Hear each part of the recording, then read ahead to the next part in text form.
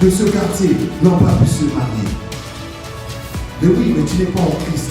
Tu ne suis pas le Seigneur. Tu n'es pas en alliance avec Jésus. Comment il va te guérir? Comment il va te parler? Lève-toi. Commence à chercher la face de Dieu.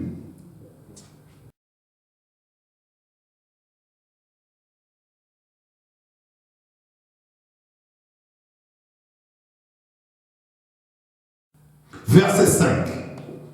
Quand Jésus entra dans Capernaum, un centenier l'aborda. Capernaum, c'était une ville, une province d'Israël. Et les centeniers, à l'époque, c'était les chefs des soldats. Des chefs qui dirigeaient des bataillons des soldats. On les appelait des centeniers.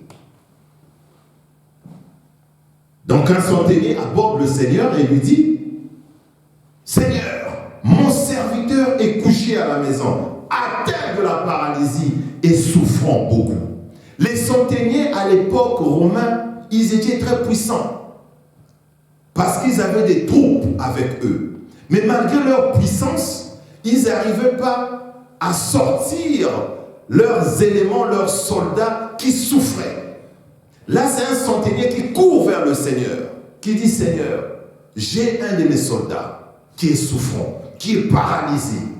Il souffre beaucoup. » Ici, le Seigneur est en train de parler à un jeune garçon, à une jeune femme, à une famille, à un pays qui souffre.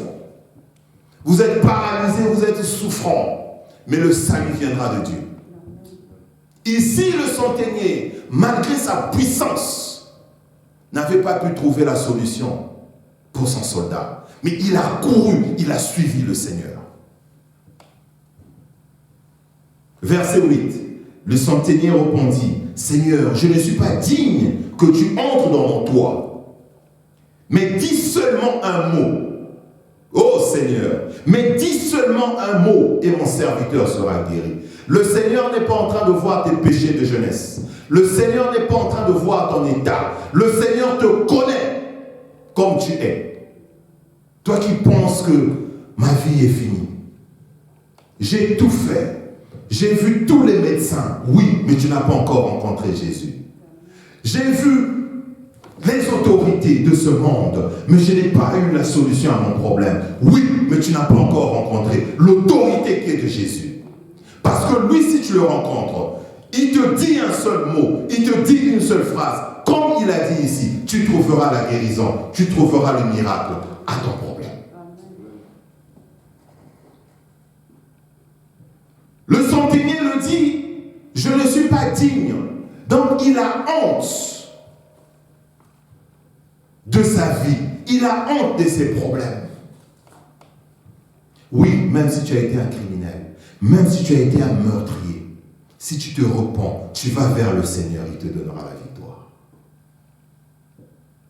Il dit au Seigneur, mais dis seulement un seul mot et mon serviteur sera guéri. Car moi, je suis soumis à des supérieurs, j'ai des soldats sous mes ordres. Vous voyez, donc c'était un grand chef. Parce qu'il avait des bataillons, c'était un centenier. Et il dit, je dis à l'un, va, et il va. À l'autre, viens, et il vient. Donc il donnait des ordres aux gens. Mais il avait un problème. Il n'arrivait pas à trouver la solution. Le verset 10 nous dit, après l'avoir entendu, Jésus fut dans l'étonnement. Donc Jésus était étonné. Jésus est surpris qu'un homme aussi puissant, à l'époque, un centenier, parle comme ça à Jésus. Donc il se rabaisse. Parce qu'il connaît la grandeur de la puissance de Jésus, qui s'appelle Rapha, Jéhovah Jireh.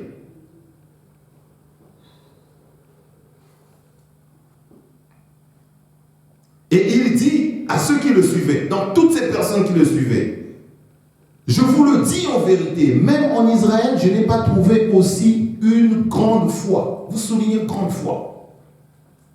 Ça veut dire quoi? Le Seigneur conditionne le miracle par un deuxième élément. Le premier, c'est de le suivre. Le deuxième, c'est la foi.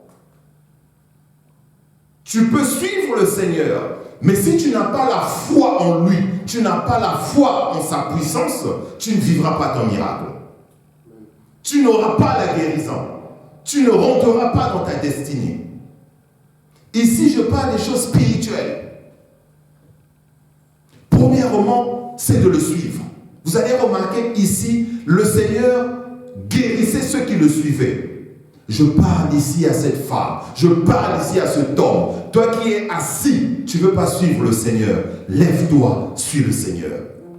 Quand tu te lèveras, le Seigneur se lèvera dans ta vie. Quand tu suivras le Seigneur, tu l'appelleras, il va se retourner, il te donnera la guérison, il te donnera la vie.